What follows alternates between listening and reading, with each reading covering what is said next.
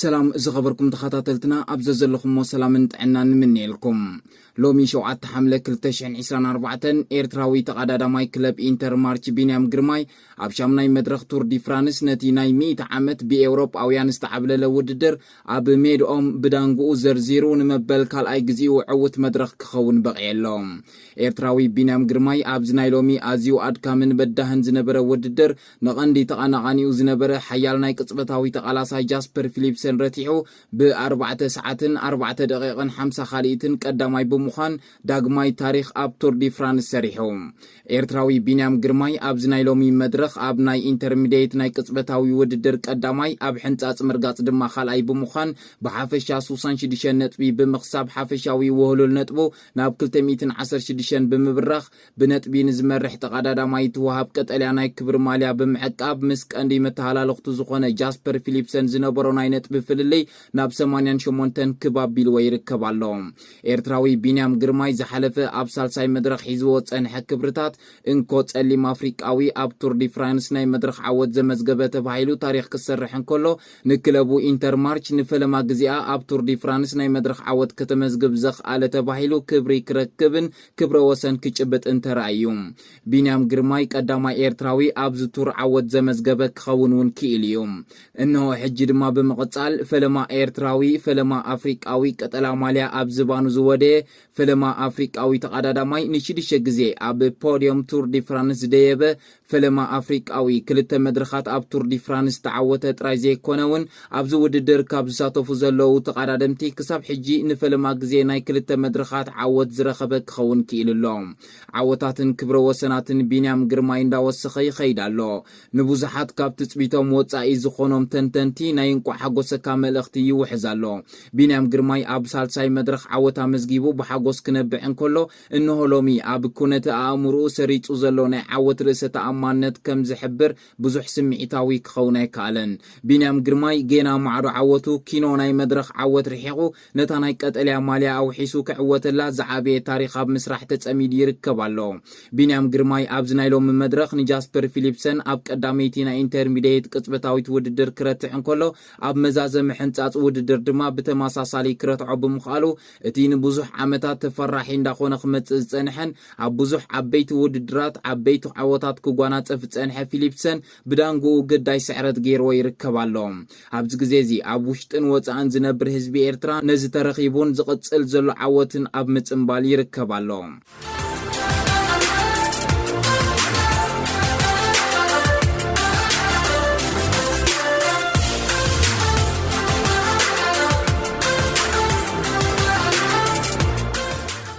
بحفشة أبز نايلوم من مدرخ وددر بينيام جرماي كاب كلب إنتر مارشة ب4 ساعات 4 دقيقة 5 خاليتن قداماي جاسبر فيليبسن جزيخي كسر خالأي سالساي أرناود ديلي رابعاي باسكال أكرمان حمشاي مارجين فاندربرغ شادشاي ريان جيبسن شاوعاي أنتوني تورغيس شامناي فريد رايت تاشعاي أليكس أرنابرو عسراي دما ريمكو إيفينوبول بمخان وددرم زازيمام ኣብ ናይ ሎሚ መድረኽ ካብ ጠቕላላ 2916 ተቀዳደምቲ ናይ PCS 1676 ተቀዳደምቲ ቢንያም ግርማይ ክዕወት ከም ዝኽእል ገሚቶም ካብ ዝነበሩ ተቀዳደምቲ እዮም ቢንያም እዛ ሎሚ ዝተዓወተላ መድረኽ ኣብ ኩርባ ተደኪና ዝነበረት ብምዃና ኣብ ሓፂር ናይ ዓቐበት ርሕቐት እውን ኣድማዕነቱ ኸርእየና በቒ እዩ ኣብ ናይ ሎሚ መድረኽ ቢንያም ግርማይ ዝበለጸ ተቀዳዳማይ ወይ ድማ ማን ኦፍ ዘ ማች ዝብል ክብሪ ክለብስ እንከሎ ኮምባቲቭ ራይደር ድማ ኣብርሃምሰን ንልዕሊ 160 ኪሎሜትር በይኑ ክዝውር ብምኽኣሉ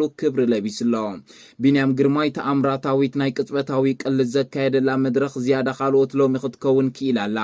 ጃስፐር ፊሊፕሰን ኣቐዲሙ ፔዳል ብዝረግጸሉ ዝነበረ ግዜ ቢንያም ግርማይ ዳንጋ ፊሊፕሰንን ዝተረፈ ሜትሮታት ርሕቐትን ብልክዕ ቀሚሩ ብዝወሰዶ በርቃዊ ናይ ፔዳል መጥቃዕቲ ነዚ ዓወት ክበቅዕ ክኢሉ ቢንያም 216 ነጥቢ ሒዙ መሪሕነት ቀጠልያ ማልያ ከውሕስ እንከሎ ብቕድሚ ትማሊ ካብ ዲሲፕሊን ወጻኢ ብዝገበሮ ናይ ሽኳ ምንቅስቃስ ዓወቱ ዝተሓድገ ፊሊፕሰን ድማ ወላዳ ነጥቡ ናብ 128 እንተደየቦ ምስ ናይ ቢንያም ዘሎ ናይ 88 ነጥቢ ፍልልይ ግና ቢንያም ምስ ሒዝዎ ዘሎ ቁመናን ኣስሪፅዎ ዘሎ ርእሰ ተኣማንነትን ብዙሓት ሰባት መሪሕነቱ ብዘይ ተቃጻጺ ክቅጽል ከም ዝኽእል ድሮ ገምጊሞም ኣለው። በዚ ናይ ሎሚ ናይ ቢንያም ተመዝጊቡ ዘሎ ዓወት ብዙሓት ሃገራት ኣብ ናይ ስፖርት ቻነልን ሸፈነ ብምግባር ሓበን ኣፍሪቃ ኤርትራዊ ቢንያም ግርማይ ንኤርትራን ኣፍሪቃን ኣብ ዝለዓለ ናይ መድረኽ ውድድር ዓወት ኣብቂዑ እንዳበላ ኣብ ቀጥታዊ ሸፈነአን ክዝርግሓ ተረኣየን። ኣብዛ ህሞት እዚኣ ጥራይ ልዕሊ 63 ናይ ስፖርት ቻነላት ዓወት ቢንያም ግርማይ ብዝተፈላለየ መግለጺ ከቕርባ ተረኣየን። ኣፍሪቃ ተንጸባርቕ ኣላ። ኤርትራ ኣብ ናይ ቅድድም ብሽክሌታ ዘለዋ ናይ ታሪክ ዓወት ይቕጽል። ቢንያም ንዓወታት ጸሊም ቆርበት ይኹልዕ ዝብሉን ካልእ ኣርእስትታትን ይዝርግሓሎ። ኣብ ናይ ማሕበራዊ መራኸቢታት እቲ ዝለዓለ ተለጢፉ ዘሎ ስእሊ ዓወት ቢንያም ግርማይ ከይኮነ ኣይተርፍን። ቢንያም ቦኽሪ ናይ ኩሉ ዓወታት ብምዃን ኣብ ዝቕጽለሉ ዘሎ እዋን ባንዴራ ኤርትራ ልዕሊ ማንም እዋን እንዳተኾልዐት ትኸይዳላ። ኣብ ሰዓት እዚ ህዝቢ ኤርትራ ዓወት ቢንያም ግርማይ ኣብ ጎደናታት ኣስመራን ኣብ ዝተፈላለየ ቦታታትን ብልዑል ድምቀት ይጽምብል ኣሎ። ቢንያም ኣብዛ መድረኽ ዓወት ከመዝግብ ከም ዝኽእል ድሮ ተገሚት እዩ።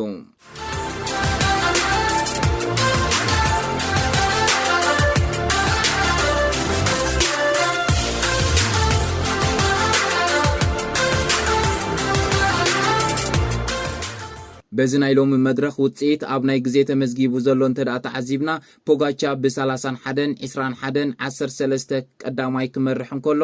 ኤቬኔፖል 33 ካልኢት ድሒሩ ካልኣይ ቬንገጋርድ ድማ 1 ደቂቕን 15 ካልኢትን ድሒሩ ሳልሳይ ሮግሊች 1 ደቂቕን 36 ካልኢትን ድሒሩ ራብዓይ ይዋን ኣይሶ 2 ደቂቕን 16 ካልኢትን ድሒሩ ሓምሻይ ብምዃን ይስዕቡ።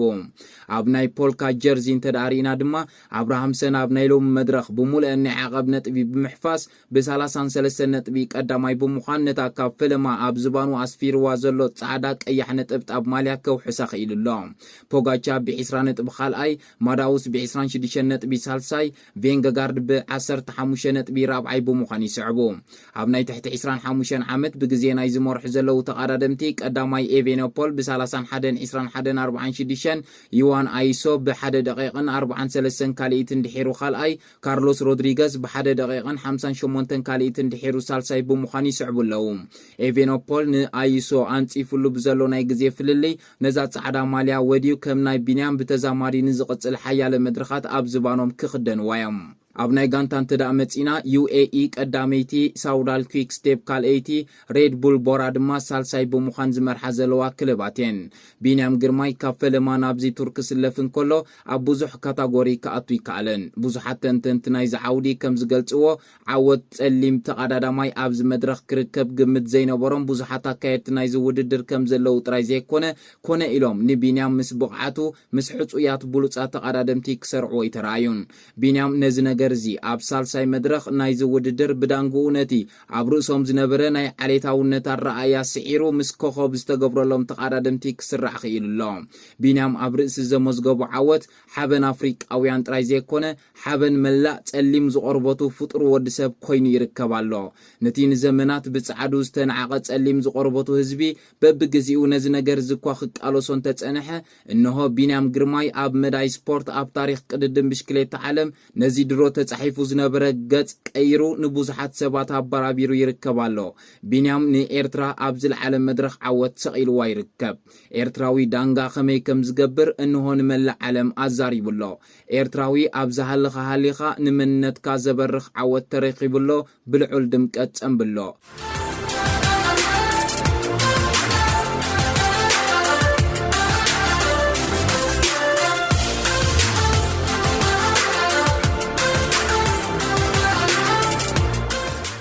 ኣብ ምፍላም ቅልስ ናይዛ መድረኽ እዚኣ ጃስፐር ዝበዝሐ ሚእታዊት ዓወት ተዋሂብዎ እዩ። ቢንያም ግርማይ ብድሕሪኡ ክስራዕ ርኢና።